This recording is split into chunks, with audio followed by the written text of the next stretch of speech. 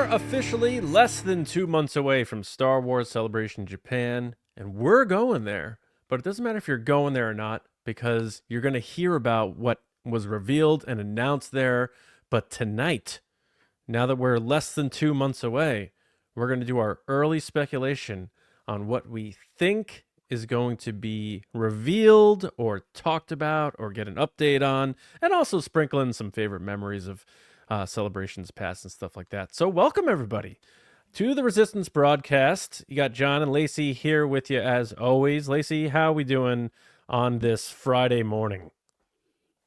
I'm good. I am now older from our previous episode. You made it.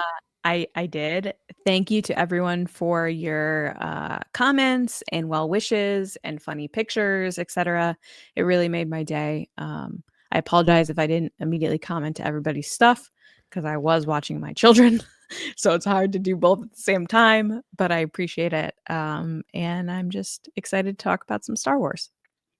And we shall. The first thing to do is let everybody know a light reminder about our store, trbpodcast.com. We're going to be putting some new merch up there. Hopefully while it was running, you grabbed some Galactic Goonies stuff. But check it out, trbpodcast.com. You could also get easy access to the podcast itself at the bottom of the page, and we're going to be expanding that out in the months ahead. So check it out, trbpodcast.com. And while we're at it, no will of the force this week, patreon.com/trbpodcast if you would like more, because Tuesday night, 9 p.m. East, we're doing our first TRB watch along. I would say cousin to Star Wars, because it's the Jim Henson type of stuff. It is the Jim Henson stuff, but we're going to be watching Labyrinth live. George Lucas was an executive producer. True. So there we go. But we're also expanding our palette as well with Nerdy and Nice. And so it's a nice blend to kick things off. And also, I've never seen the movie. So you're going to be watching me watch Labyrinth for the first time and just have a good time hanging out, watching with us. And it'll also be on Patreon if you're not able to join us live, of course. But just one of the many things we're doing over at Patreon. So if you're listening and you've been a TRB listener for a while and you're like, man, I really like John and Lacey, I want them to just be able to do this all the time, head over to patreon.com, hit pause right now, and then go to patreon.com/TRBpodcasts, and tiers start at just $5, and then you're in the base. You get the content, and check out the other tiers, and away we go. So we appreciate all the support, whether you're a current patron, past patron, or you're like, that speech was like the Independence Day speech where I'm going to go sign up right now. Okay. You know that speech where he's like, I know what speech it is. Trust me. I was tempted to give that as like a maid of honor speech, but I felt like nobody would get it. Probably not. Yeah. Probably not. Good morning. Right. Let's speculate on Star Wars Celebration with our discussion today. Obi-Wan once thought as you do. All right, so what will be revealed at Star Wars Celebration Japan? Now, 2 years ago in London, we got a lot of new announcements. It was the Rey Skywalker movie, Daisy Ridley coming on stage with Charmin Obaid-Chinoy for the new Jedi Order movie. And then in addition to that, we had a new movie that is going to be written and directed by James Mangold about the origins of the Jedi and the Force. And then Dave Filoni, it was revealed that he will be directing his own Star Wars movie as well. So we got those three announcements. Not a ton of motion on those three movies in the last 2 years. We've talked recently about the Daisy Ridley latest, but we haven't heard much about Filoni's, and we certainly have not heard much about James Mangold. So what will Celebration 2025 give us? Let's speculate on what we might learn this time around in Japan. First time in Japan in a long time for Star Wars, right? I believe it was in Japan several years ago. I can't remember what year it was. Before Force Awakens, though, I think. Yes, because Denver was 99. And then it was in Germany for Celebration 5, which was before 2015 Force Awakens. So it had to be between. Yeah, so over a decade. Yeah. So they might, and we know Star Wars is still trying to make a dent in the Asian markets the way other franchises are. So they may show up big. But are we going to get updates on already announced stuff, some new announcements, some surprises, whatever we think might go down at this celebration? It's all about having a good time and hoping, speculating, and ultimately, of course, not being upset when said things don't happen. But if they do, cool. But Lacey, you have been to plenty of celebrations. You were at the one with the Han trailer for Force Awakens in Anaheim. So like you have these vivid memories of celebrations. I don't know that things will live up to that, but what do you think? Like, do you have anything top of mind? It could be something we've even talked about already. Just bring it back to the present day. Anything top of mind that you think we're going to get for sure in Japan at Celebration, at these panels? I think there's a couple things that are going to happen, but I do want to kick it off to start the conversation that Star Wars Celebration tickets are sold out at this point. They sold out in the past few days. So that's a big deal. That means that they're going to start giving announcements earlier. They're not going to hold on to them because tickets are sold out. They have nothing to wait to promote. They also announced the Celebration Art Show, which is one of my favorite things. And they have a ton of different pieces with different eras of Star Wars, some Anakin pieces, Padme pieces, Luke Skywalker, etc. So definitely check those out. They're really cool. There's even a Chimere. We were just talking about on one of our mini episodes on Patreon about our favorite thing and our least favorite series, and pretty much everyone said Chimere because he is just so cool, the Stranger. But yeah, so announcement wise, I think they're gonna announce Daisy Ridley for photo ops. I think she's definitely gonna be there. They haven't done it yet. They've had Oscar, but they haven't had John yet, I don't think. But then John told one of our listeners that he was gonna be there. So there's that. Oscar Isaac is already coming. So I think we've said it before, but it's pretty straightforward that Oscar and John are definitely going to be on the stage with Daisy talking about this new film with her. I think they're trying to lock in either art about the film, some type of storyline, synopsis that they can release at Celebration to give people some optimistic view and or kind of meat to work with this film. Because for the past year, it's been like, oh, they're working on it. Like even now she's doing cleaner press and every question is like, oh yeah, Lucasfilm can take the time that they need. The time they have right now is 2 months to figure out the basic outline of this movie, I think, and get fans excited, and probably the Super Bowl for Star Wars. And I remember I can't even take credit for that because in 2015 I was talking to the 501st about Celebration because I'd never been to one, and they were like, this is our Super Bowl, like this is the weekend for us. And I was like, oh, that's fair. So I think they're going to do that. I think there's definitely going to be some type of TFA panel where they bring a bunch of people out talking about TFA and the impact it's had and the kickoff of the sequel trilogy with Daisy, etc. I would love to see our buddy Brian be up there for BB-8 too. That'd be really great for him. I think that's a shoo-in because they're going to celebrate that. They are also going to celebrate the Revenge of the Sith, which I believe is the 20th anniversary this year. Yep. So I see some people in the fandom already kind of getting excited about Revenge of the Sith, which some people love that film, and I love that for you. I am not the biggest fan of that movie. It's so depressing, but some people like that darker stuff. And Hayden got announced this past week for being at Celebration. So, they're going to bring out Hayden and talk about Revenge of the Sith. Maybe Ewan McGregor might be going. We don't know. I don't know why he wouldn't. Yeah, Ian. Yeah. Is Ewan going? Do we know? I don't think they've announced him. Yeah. No. They might be figuring out, might be a scheduling thing for him. But I think, and again, you and I always tend to throw out, I think more than others, oh, this is clearly going to be talked about at Celebration. I think they're going to bring out Sean Levy and they're going to talk about his film and they're going to bring out Ryan Gosling. And I know we've said that before, but I think that's just a basic lock that as soon as that announcement came out, which I think got leaked by Lucasfilm that it was happening, that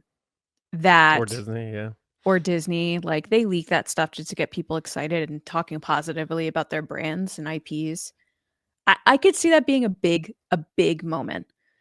I hope that it doesn't outshine other things like the Ray movie, but I think it might just because it's Ryan Gosling and Sean Levy, who's like at the top of his game right now, directing and producing, etc. What else? Obviously, not Rogue One, but Andor season 2 launches the following week, that Monday, right? Is it the Tuesday? Probably Tuesday. The 22nd. Disney just sent out a new list of like what's coming out this year, and they said it was the 22nd. So they'll probably have some type of premiere event at Celebration with fans and a panel about it, maybe screen a couple episodes or an A episode. They'll with do the a bracelet cast. premiere thing. With the cast. Yeah. Yeah, that would be Yeah. cool if they did. Yeah. Correct. I think that's kind of I do believe we talked about this last week, but they will announce what their next animated series is. Because that's kind of a gap right now with the end of the Bad Batch. I can imagine we'll probably see some Visions stuff because it is Japan and they have some of those studios that did Visions episodes in Japan. Mhm. It just makes sense. I don't know. What else do you think? We're not seeing Mangold, by the way, or Patty Jenkins, or Taika, or Ryan Johnson. None of those things are happening. Do you think they will mention, or even more, any update on Donald Glover's Lando? It's funny. I was just saying that in my head. I was like, oh, I forgot to bring that up. I think Donald will send in a video message. Oh, I mean, any Lando update would be surprising to me. I at this think point. they will play a video message from him of, hey, I couldn't be there. Because the other thing people don't recognize, and I only know this because I've been behind the scenes at these events, is that Disney and Lucasfilm will go into this event saying, what do they want to be the big moment? So in 2015, it was TFA. That was the moment. They wanted nothing to outshine that. That was it. In 2016, when it was in London, the big moment was Rogue One. They even announced Han Solo, who Han Solo was, had the directors for Han Solo, and we're talking all about it. But they made sure that was in the Sunday panel at the end of the show, so that the Rogue One panel got its full kind of moment throughout the weekend with the What whole a cast and disgrace. everything. I met his parents and him. Like, he's nice. I wished Alden. He was like so nice. I wish he got more of a hooray, but he didn't because they really focused on Rogue One. So the question is, what are they going to be focusing on? And I think it has to be Andor. I mean, they're already putting up, weirdly enough, marketing for Andor with like jerseys. Which, what is that about, by the way? I saw them doing that for Skeleton Crew also. So I don't know if it's like, I think they're trying to do like ESPN tie-ins because a they did this sports tie-in? stupid. I'll call it stupid because it is the stupid NBA trophy acolyte premiere. Like, it made no sense. It just feels like they're trying to like make fetch happen. Everyone's like, stop trying to make fetch happen. Like, make it sports.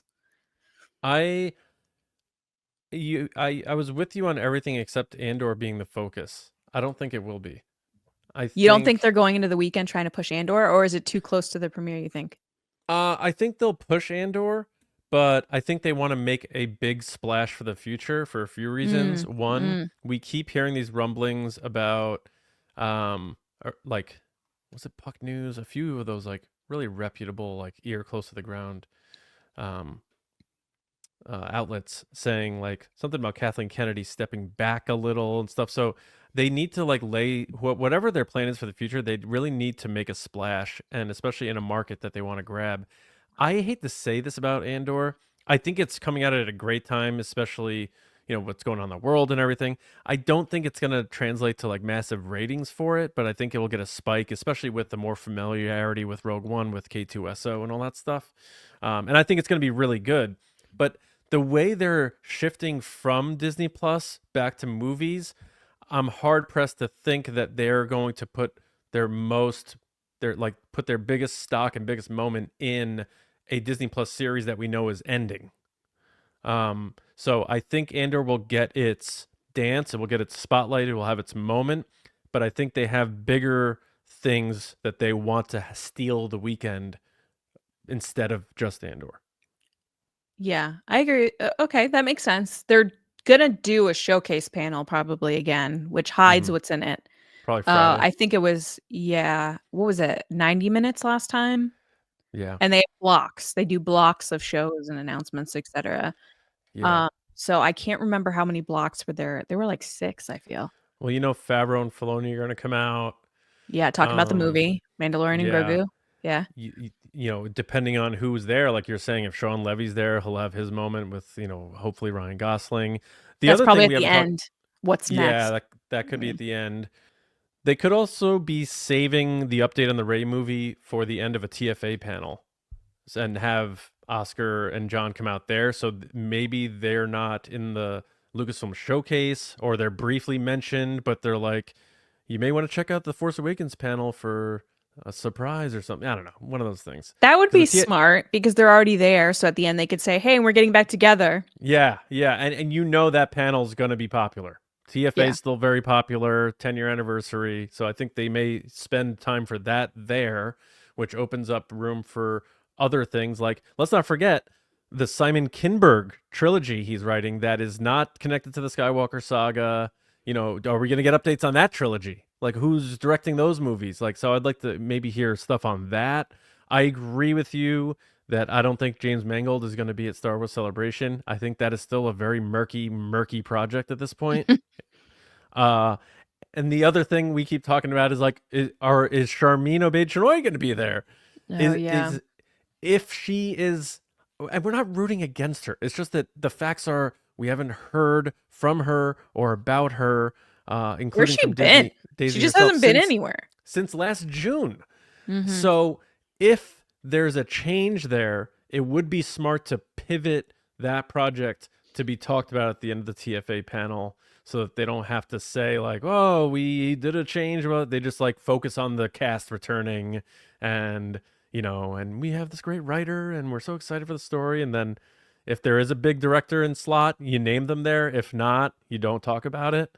Just keep focused on the positive element and get that nostalgia. And like, you're coming off that high of talking about TFA for an hour, and then all of a sudden they're like, that's like, and I do hope we get a Lando update. I agree that I don't know that Donald Glover would be there. So that's the one project I'm least expecting to get an update about. Forgetting, the ones that you already said that we're definitely not going to hear about, which is Taika, Ryan Johnson, and Patty Jenkins, and all the my other question would be, what projects are we going to hear about that we've never heard of? Because I know in the past 8 months, we've heard a lot of rumblings that from creators at Lucasfilm, including Christopher Ford, when he spoke with us about stuff that nobody even knows is in development, is going on, that there's a board somewhere with ideas on it, Right. So there might be stuff that we're not even thinking of because we have no idea it exists. Yeah, they may announce what the future of Disney Plus live action is, because after Ahsoka, there's nothing on the horizon. Like, everything that's been announced or that is being made is known. So beyond Ahsoka season 2, what is live action Star Wars and Disney Plus look like? I'm sure they're going to want to give people that incentive to stick around. So we're probably going to get some sort of update. Is it a project? Is it a direction? Are they going to do something crazy and say that they're going to do smaller budget movies on Disney Plus now for Star Wars? And that's how we get our Solo 2? I don't know. But Disney Plus has to get some sort of update as well at that panel, because I think they realize streaming is still very viable, and it's not like people are going back to cable or anything like that, and that Disney Plus has a lot of work to do to catch up to the big guns. Because, boy, we're going to talk about it on Nerdy and Nice on Monday, but Netflix, I mean, they even got me watching Love is Blind, you know what I mean? So they have me watching everything. I mean, that's the one that I check because they are, even now compared to Disney, putting up on their home screen what's coming, like with dates, so you can mark on your calendar, like, hey, this documentary is coming out, this movie's coming out, this series is starting. They just have more hype around them, I feel, than Disney Plus. And Disney Plus has been banking on their IPs and kind of making their ads being like, remember these nostalgic stories that you love? Come home to Disney Plus. And it's like, okay, but I want to see something different. I have seen those things. I do love those things, but show me something new, something interesting. Yeah. I don't want to say that completely because I did watch Idea Man, which we'll talk about again, Nerdy and Nice on Monday, and it was wonderful, fabulous. Can't say enough good things about that. And that's an original for that. The only thing that makes me sad is that I think that should have been in a theater. I don't think it should have been on Disney Plus. So yeah, it's going to be interesting to see what their plan is with Star Wars, because I think the fact that The Mandalorian is jumping to the big screen it's a big deal. Like, for years, you guys would tell me that would never happen, and it's happening. So, we're getting we're getting a sizable teaser trailer for Mando. We know that. Well, because they've already shown one at D23. Yeah, but it's going to be a bigger version than that, I think. Like, I think so. Do you think Pedro's going to show up? I think he has to, right? You don't think so? Look, I think he has to. I think he should. Yeah, he should. But I don't know anymore. Like, I feel like every time they talk about The Mandalorian, it's always just Favreau and Filoni out there. Again, it goes back to what their focus is. If their focus is they want to end on that big Ryan Gosling, Sean Levy project hype, like, they won't fly him out because of budgetary stuff. They'll be like, eh. Yeah, I know. And I don't know, like, he seems to be so busy and always going from project to project, so I don't know. Nothing would make me happier than all these things that are possible happening. Like, I know, give me everything. Donald Glover being there, Pedro Pascal being there, like, make it, the place to be. Make it like feel like, wow, everyone went there, like, all right. Because when you start like needling and like cutting corners and like not really like bringing the faces to the stage, people really see that, and I think it changes the attitude and the atmosphere about all this stuff. And when it's constantly like, oh, from via video we have this message from blank, and it's like, all right, I guess, but it's like them being there, just even if it's not broadcast, it just changes the feeling and the aura of that whole project, that whole environment, that whole moment. So I do hope people show up for this stuff, because I think Star Wars is at like a turning point where people are wondering, like, what is the future of this franchise? It has a future. It's not going anywhere. But I think for the first time in a while, we're 5 years removed from that beautiful crutch, which is the tie to the original trilogy through the sequel trilogy. And, Rogue One and Solo were really in that DNA too. It's looking ahead to the future, to the horizon, like Yoda says. And it's like, I think, myself included, a lot of fans are like excited because there's like so many endless possibilities, but also at the same time, like a little nervous, like, have we peaked? Like, I'm more nervous than excited, I would say, to be honest. I'm just like, please just land this Millennium Falcon. Like, just land the plane, land the spaceship. Give me some good things to be excited about that I can kind of brag about a little bit as a Star Wars fan. Like, oh, did you hear we're getting this? Did you hear we're getting this? Yeah. Because right now it's like, aren't you supposed to get this thing? Weren't you supposed to get a movie? And it's like, yeah, I don't know. But outside of just announcements like that, I think the weekend will be very awesome regardless. But I'm just hoping we leave it going like, oh my God, like we did in London. Because we definitely did. We left being like, holy crap. They brought it, because in Anaheim, they didn't do anything. They didn't. It was very quiet. It was very nostalgic. It was like, here's John Williams, here's Harrison Ford. We're going to talk about Indiana Jones. Remember we were here a couple years ago? Yeah. Yeah. Like, I remember when we left Celebration Anaheim and we did our like sort of like recap and thoughts on the weekend, we were like, I had a great time and it was a great celebration. But the fact that Indiana Jones was the biggest thing they showed us at Star Wars Celebration, we were like, what is going on? It was weird. It was very So then the weird. next year, they're like, boom, 3 new movies, and it's been 2 years and we haven't gotten any real updates on those. So it's those things that we need answers for. We need answers. No, those 3 things we want answers for, and then there's new stuff we obviously want to hear about. I do think Disney Plus needs to make a statement like we're doing this. Check this out. We're doing movies now on Disney Plus, and they're not going to be, chump change. They're going to be really good, but they're going to be for Disney Plus, so a little less budget than the big dog $300 million movies. And so I think that's going to be important. But I think Favreau is going to win over the doubters with what he presents for The Mandalorian and Grogu, because there are a lot of people who are, I think, positive Star Wars fans who are like, I don't know about this movie and the volume and people are doing we didn't ask for this with The Mandalorian. Yeah. I'm like, how did we get to this point where people are like, I didn't ask for a Mandalorian movie? And I'm like, okay, so now The Mandalorian's not cool anymore. He's not the cool thing.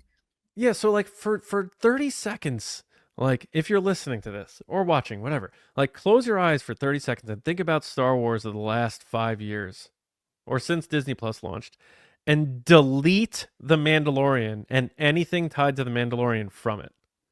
Star Wars is bleak. Like The Mandalorian since Skywalker Saga, like has been its life raft through pandemic, through everything. Like Favreau, I don't want to say saved Star Wars, but he kept it vital since the end. He kept it on track. The sequel trilogy. And I think it has been the only new thing they've created that has transcended beyond just general Star Wars audiences, but people who aren't even big Star Wars fans, but liked that because of like the impact of Grogu. They love Grogu, yeah. And how cool The Mandalorian is, and that bond between the two of them. And Favreau, like, I think they got a little away from the path of that simple story, and maybe needling a little too much with Filoni stuff. And I'd like to think that Favreau really reeled it in for the movie, and we focus once again on the two of them. Because I think when Mandalorian is at its best is when the central focus is always Mando and Grogu, the little man. Yeah, their relationship, the father-son. Which I saw a funny meme over the past week.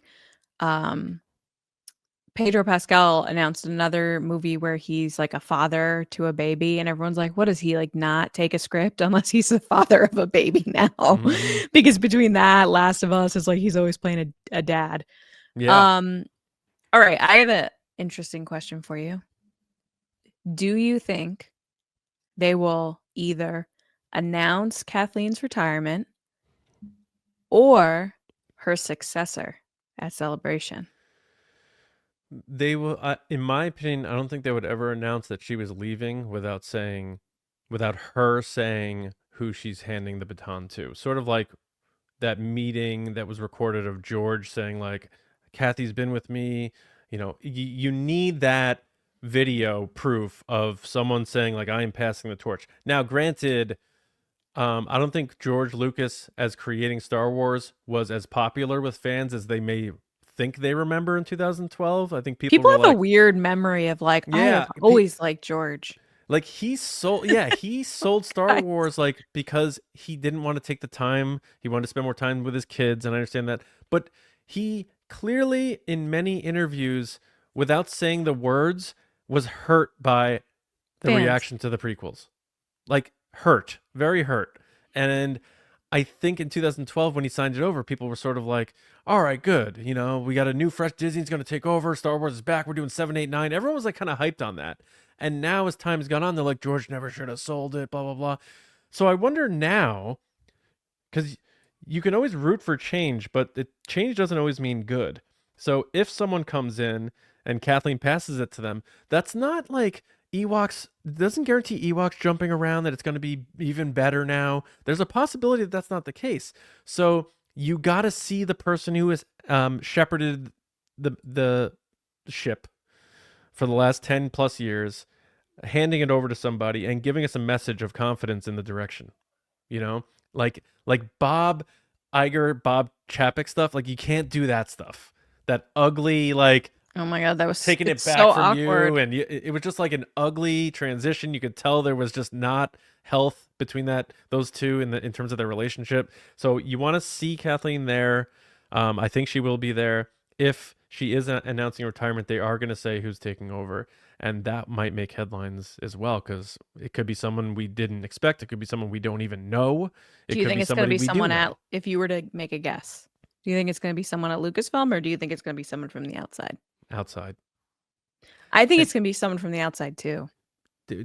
Based on performance, or do you think based on the creative change? Because I think if you do someone from inside, it's going to be someone who's been under Kathleen Kennedy. So is that the representative change that shareholders want to see to take away the fantasy element of it and talk about the real reason why they do stuff? Well, I would think that the people that would want, well, not even want, would take that role from just the knowledge of who they are, their impact, etc., on the business and on Lucasfilm, would be either Dave Filoni, Jon Favreau, or Doug Chiang. And I don't think any of those people want it. I don't think any of those executives in that way.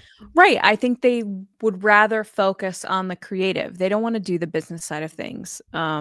And I don't blame them. Business isn't as fun as doing the creative stuff, being on set, deciding things about ships and creatures and storylines, and where this, focusing on the storytelling.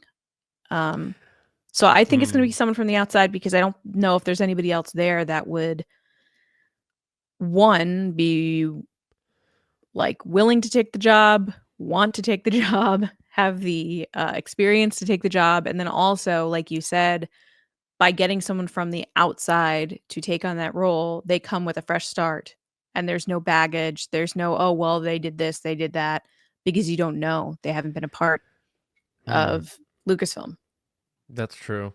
Yeah. And like, I could see Filoni being a move, because there has been this trend towards these studios putting the creative people at the position, like James Gunn. Yeah. Like if James Gunn took Star Wars, oh my God, I would have been thrilled. But they need their James Gunn, and I don't think that's Dave Filoni. I feel like he's been getting like hyperspace promoted. Like he's really like up there now. So I think that would be a placating to certain pockets of fans to say like Dave's going to be in charge now. I don't think Dave Filoni should be in charge of Star Wars, because I don't think he wants to be. Yeah, and I don't know that this is going to sound like so crazy of me to say, but I don't think Dave Filoni has shown me enough of a palette that he should be in charge of Star Wars, because almost every project he's done, sans Resistance, has Ahsoka in it, and it's very centralized around that style. I trust Dave Filoni because he is the closest to the first student of George Lucas, his understudy, whatever you want to call it. But I don't know that I would want him overseeing it. So I agree. Maybe somebody from the outside, if they could land a big name like a James Gunn, who can be like a Feige, who did one of the most remarkable things ever with Marvel, which is like 20 plus movies all connecting and leading up to something. Now they've slipped. I think Marvel has slipped a bit, but Marvel's all over the place, it feels like. But if Star Wars got the success that Marvel got from 2008 to 2019, 2020, like 12 years, same amount of time Kathleen Kennedy's had Star Wars, and did that level of achievement, bring whoever that is in. I don't care who it is. So I mean, Marvel changed the landscape of pop culture with Iron Man. So yeah. I mean, we got to get back to, and I say we like I'm a part of the team. Lucasfilm in Star Wars has to get back to being trendsetters and not being reactive and following what's cool. And they need to set that bar themselves. And I think in the past few years, we've openly commented that oftentimes they pick creators based on popularity. They make story choices based on popularity instead of what's just new and different. Yeah, they're supposed to be the risk takers and the innovators, and I'm sure there's, Disney has the volume was like the only thing that they've really done. That's been like the and that was Favreau, So I don't think Favreau would take the job, because I think he's about to be 60. It's widely known that he rarely leaves California, and I think if you are gonna head up a studio. I just can't picture him wanting to do that. So I think 'cause he's almost done with Lucasfilm, to be honest. yeah, could be. So that is interesting. Like you pitched the question and it's turned into a 50-minute discussion on it, but I do think they are going to change leadership. I don't know that they want to do it at Celebration though. I feel like Do you that's think they more might of bury it sometime? Like yeah, I bury think it? Kathleen Kennedy will be there. Mhm. But sort of like in London, she wasn't like the figurehead. She was there and then sort of handed it off, and like Favreau hugged her, and like then Filoni at They had D23. MCs and they Yeah, handed and off. Yeah. yeah, because at D23, I think it was just Filoni who was doing all the Lucasfilm stuff. So is it Filoni, or is he going to be like more of the person out in front because the fans love him, you know, like, but to have someone else as the executive, like, I don't know what they're going to do, but I think she'll be there. I think it's possible it might be her final one unless she sticks around for the 50th anniversary. But I think a change might be coming, and things that are happening now that are going to be announced might be with the new leadership in the discussions. But don't you think that that could put a damper on the weekend if Kathleen Kennedy, like they announced that they're making a change? That just That's seems all like the people move. would be talking about. Or Yeah. I guess a certain part of fandom would be Some will talking be about. celebrating, some will be Will like be angry hating at the it. celebrating, and then yeah. I did think in my head really quick though when you said like, "Oh, I don't know if she'd do that at the weekend and she'll probably be there." And I'm like, "What if this entire time her sister Connie's been parent trapping us and it's never been Kathleen this whole time?" And then she's finally Oh. like, "I'm stepping down. It's been Connie." Dun dun dun. And then it's So like, then now Kathleen is actually taking oh over for no. Lucasfilm. People's heads would explode. Or she parent traps the weekend. It's actually not Kathleen, it's just Connie there the whole time. If I mean, yeah, we saw her sister and she does, I mean, look exactly like her, like her same hairstyle. I didn't even know she was a twin. I didn't either. Yeah. And then like that'd be a good gig though. Like she's like, "All right, Connie, look, I'll cut you in at 20% of my earnings if you just go everywhere and be me." Just wave. Just stand there. all the places where people can boo Connie, send Connie. And then Connie just comes home to like the Thanksgiving dinners at the Kennedy household, and Frank's like, "Connie, pull up a chair." She's just like depressed and she's so sad. She's like, "Everyone hates me and it's not even me." I still would argue a little bit. And I'm someone that's been very critical of the statements Kathleen has made and some of the choices she's made. That the story would be different if Kathleen Kennedy was a Kevin Kennedy. I think there is a big piece of this that people often kind of ignore, that like you don't hear people hating on other like a Kevin Feige, I think, as much as Kathleen Kennedy. I think that's a part of it, but there are like the people hate the guy from WB, David Zaslav or whatever. Zaslav. Oh yeah, that guy sucks. Um, That's fair. Yeah, I think there are people that people still hate. I think there are people who hate Kevin Feige right now. Really? Yeah. I mean, I'm 'Cause I not a think big fan of Star Wars, but again, you and I are able to separate the people from, you the said story. Star Wars. Oh, don't clip that out. What? You just said I'm not a big fan of Star Wars. Oh, I meant Marvel. Sorry. Breaking news. Oh, gee. No, yeah, I'm not the I hear biggest you. fan of this. I meant to say the stories of Marvel right now. And like, I'm still able to separate that Kevin Feige is a person, as a human being. Yeah. And, like, Right. just because I Yeah. didn't like the last Spider-Man movie doesn't mean he's a horrible person. No, I agree with you. I think that has certainly been a part of it, and I mean it's been pretty vocally expressed in some avenues. So I think there's certainly part of it. I'm not taking away from it, but I think if anybody had this role and put out this stuff, there would still be levels of hate just because it's, not what I grew up on, or it's, I agree. too woke, or it's, all the stuff that you're just tired of hearing, because it's just like, what does it even mean anymore? The more you use a word, the less it means anything. But yeah, so I think to run it down, I think you have made some great points. I do think Do you think we'll get a title for the Rey movie? I thought it was the new Jedi Order or something. Well, that's its working, Oh. title. I could see us getting a logo, a title, and maybe some concept art. Concept art. That would be cool. I think that's always an easy thing. Not easy as in like it's not skilled to create concept art. I'm saying an easy thing to pay an artist to create something to then show. And So they could not do that in a short AI. period. Correct. No, absolutely You not. don't want Rey with 3 fingers. No. I think it would be something that they could quickly turn around based on whatever script comes up in the next month. Like, hey, can you draw a sketch of Rey training Jedi or something like that? And they may have had the title this whole time because the story has seemed to be the same. Like, they haven't changed the story necessarily. It's just figuring out how to tell the story. It would be great if we got some like a Rey movie title shirt, because oftentimes they'll announce that stuff and then it'll be in the store. I'd also Yeah. love to see some Skeleton Crew merch in the store. So we'll see what happens. Yeah. I'm actually excited to see some cosplay from characters we have been introduced to since the last celebration. Like, there's gonna be a ton of chimeras, strangers. Oh my gosh, so many. There's gonna be a ton of Oshas and Mays, I'm sure. But then there's gonna be She's probably on a the lot badge. of kids.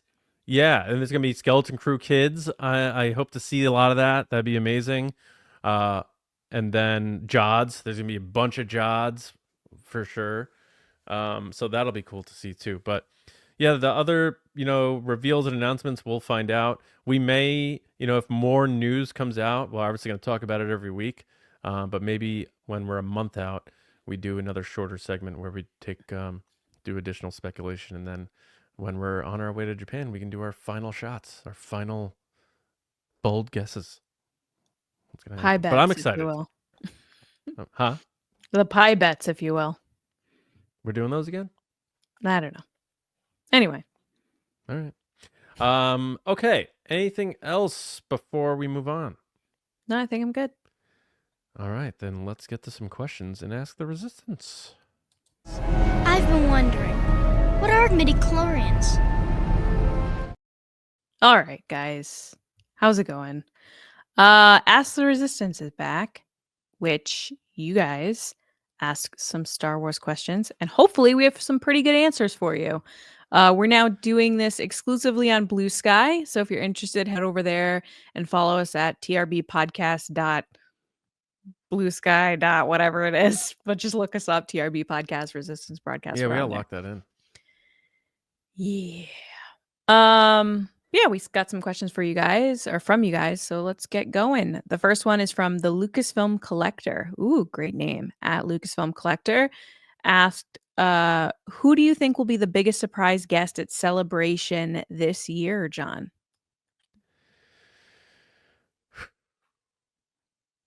I think it's got to be Ryan Gosling. Mm-hmm. Yeah. I think that's going to be the biggest surprise guest. And I'll go further. Because he's such a ham and a theatrical guy, like, when he did the Ken stuff, he really dressed up and he seems to always like have accessories.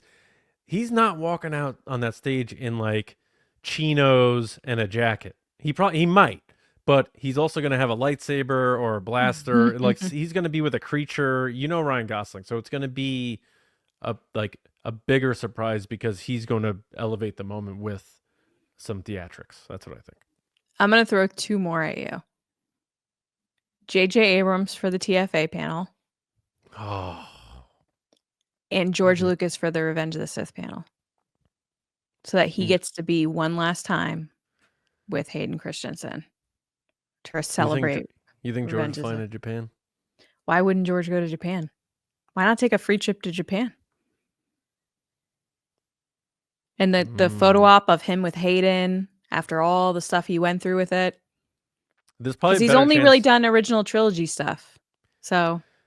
I don't know. Now I'm not sure who'd there be a better chance of showing up, George Lucas or J.J. Abrams? Probably J.J. Again, why wouldn't you take the trip to Japan? Yeah. Interesting. Oh, that'd be amazing. I would love that. Love to hear that. What do you say? Like, he'd be like, konnichiwa. Go ahead, do it. Do it in the voice. No. Do what in the voice? Konnichiwa.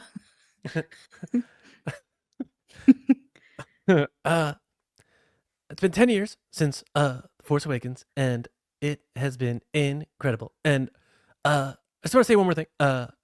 Konnichiwa. Arigato gozaimasu. All right, thanks, Lucasfilm Collector. That was a great question. Next up is Doug Brooks at Desert Vol, VOL.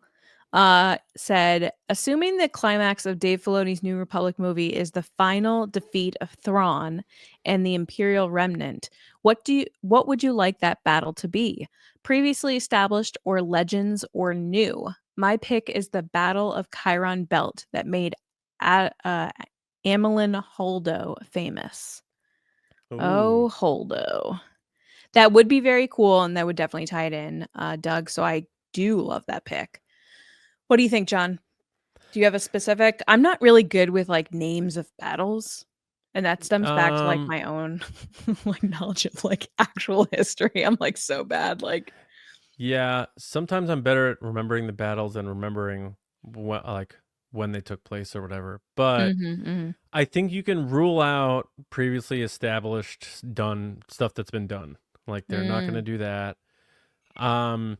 So I think it has to be like Thrawn is never going to be defeated outside of his comfort zone because he's such a tactical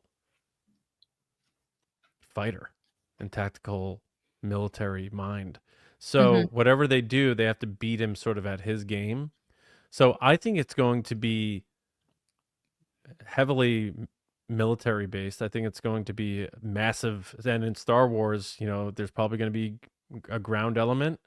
I think there's going to be a massive air battle. And then we're going to get whoever the wizards are in that particular moment doing their lightsaber stuff. And it's going to be that classic triad of Star Wars, which is air battle, ground battle, Jedi and Sith doing the close personal fighting.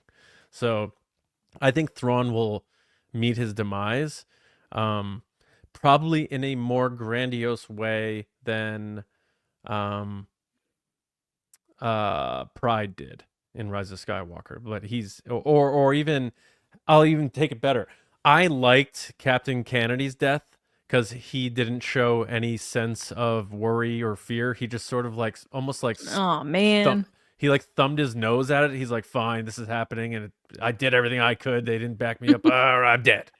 Like Thrawn is he's not going to go out whimpering. He's going to go out thinking he may be on top one of those moments. And it's going to be a heavy, I think he's going to be on a ship in some sort of air battle and he's going to get got. He's going to be outsmarted somehow. That's what I think. I feel like his ability to, and this is Thrawn, his ability to survive and how he's gotten by so far has been due to the witches. So I feel like his demise is going to be tied to that. Like he's going to come across like apart like through dust or magically or some type of like, you know, he gets pulled apart through the galaxy because he's not there naturally. He's there through some other force or magic. And I think it's tied to those stormtroopers as well, all those kind of like zombified stormtroopers. So he has to fall with those people. But as for your question, yeah. On top to like sort of partner with what you're saying, is there any chance that it's going to be revealed that Thrawn himself is zombified? I think he partly is. Oh, okay. I think he died in the crash or like almost died and then gave something up or promised something to survive. And I think that's clear with however many, like all the stormtroopers are dead. Yeah. So I think to answer your question, Doug, I'm not really sure on where it would happen. I'm not really good with like I said, like picking battles of. I think your choice is a perfect choice, but I don't know, like you just said, John, if they would use something that's already been established or they would do something new. I'm assuming they would do new because they don't want to tie anything. It leaves it more open for them to have some creativity of what the battle is. But But yeah, I guess the question is, what kind of bases still exist at this time period for the rebellion or the New Republic that aren't the ones we see in the sequel trilogy? So it could really be anywhere. And that's kind of fun. That's the best part about Star Wars is like it could be anywhere in the galaxy. So I guess we'll see. All right. Last question is from Jason Antonelli Art. What up, Jason? He said, I was walking my dog just now when a thought came to me. What if the new Rey movie took elements from George Lucas's unused Episode 7 script, in particular the use of villains, Darth Maul and Darth Talon? It's high time for a Lady Sith to take over. Thoughts? I love that. Go ahead, John. I don't think I like the idea. Because I've been saying it. I thought it'd been cool if Sigourney Weaver came to play a villain in Star Wars, but she's playing somebody who's gonna send Mando to go get groceries. Any good guy Republic leader is usually not having that great of a role. But I don't think they will, because if they didn't do it for 7, they ain't doing it now. As far as using George's stuff, even with any sort of reaction and retrospect. But at the same time, they could still use villains of that ilk. Obviously not going to be Darth Maul, because he's dead. But I would love to see a female villain. I think that would be so killer. Exactly. That's what I think. I think they're going to go sort of that way. And it could be even like, I would love if they even went sort of evil queen angle. I think that would be really cool too. It adds enchantment to it. It adds some classic story elements to it. Star Wars is a fantasy. It would make a lot of sense. And it would change that feeling of, oh, it's always an empire and there's the emperor, and so I sort of agree with you, Jason, and I want to learn more about this dog you have, because I love dogs. But I say so no for me to them using George Lucas's stuff, because they would have if they wanted to before. But female Sith or dark side villain, absolutely down with that. I would be totally down with that. Some of the best villains recently in like all pop culture have been women. They just seem to be even more ruthless than the men sometimes in some of those movies. Like Helena in Thor was just like absolutely terrible. Oh yeah, like Deadpool and Wolverine. Yeah. Oh my God, Cassandra. Yes, Cassandra Nova was. Oh my gosh, yeah. Someone like that for Star Wars would be so cool. Devil Wears Prada, Miranda. Yeah. So that would be really awesome. And thank you for your question. We really appreciate it. I love when people are like, I was randomly thinking about this and I want to know what you guys think. Like, glad you're thinking of me. Anyway. Thanks. Yeah, thanks for all the questions. Lucasfilm Collector, Doug Brook, and Jason Antonelli. We appreciate it very much. Keep the questions coming. You throw them in there or use them with the hashtag at any time. Just post using Ask the Resistance. We'll find it and we'll use it. So thank you very much for sending them in. That's it. Oh, that is it. All right. Well, thank you everybody for listening and watching and being a part of TRB with us today. We hope we kicked off your weekend with a smile and hopes and dreams of awesome Star Wars ahead. And that's really what it's all about. We wonder and we speculate and we hope about these things because Star Wars makes us dream. And the way it makes us dream when we take in these stories is the same way it makes us dream when we think about what they're going to be making next. So, I know we're going to talk more about Celebration as we get closer. We're going to talk to you about what our plans are, what we're bringing for swag and all that sort of stuff. But we'll also be talking more about what is ahead as more guests are announced. Like Lacey said, tickets are sold out, so the floodgates are open. We will see the official marketing campaign for what's to come at Celebration, and we'll keep up with that.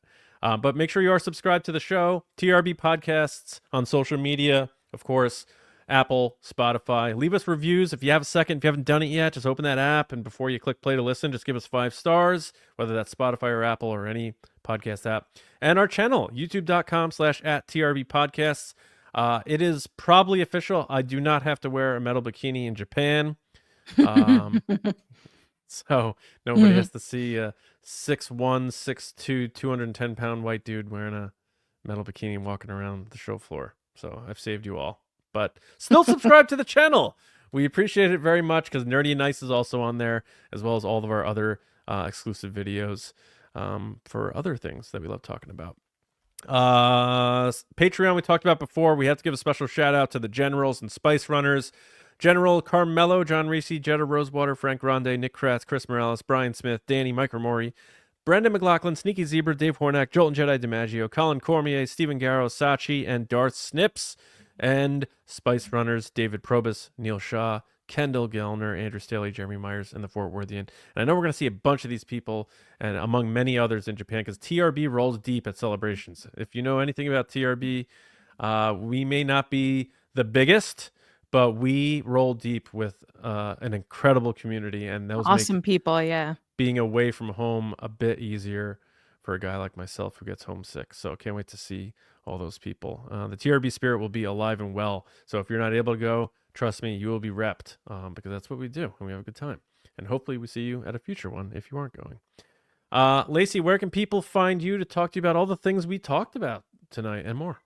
People can find me on social media at Lacey Gilleran, on TikTok at It's Lacey Gilleran, and of course on Mondays on Nerdy and Nice, Thursdays TRB. Yes. For myself, Johnny Hoey on Bluesky is the best spot. Also on X still. And my movie podcast, Just Like the Movies. We're doing South Park, the movie, bigger, longer, uncut next week.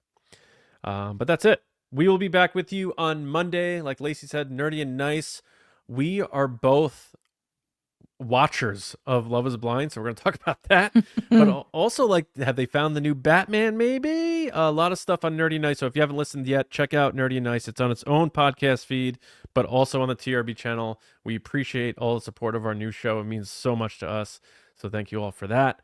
But that's it. So have a wonderful weekend, and we'll see you next time right here on the Resistance Broadcast. See you around, kids.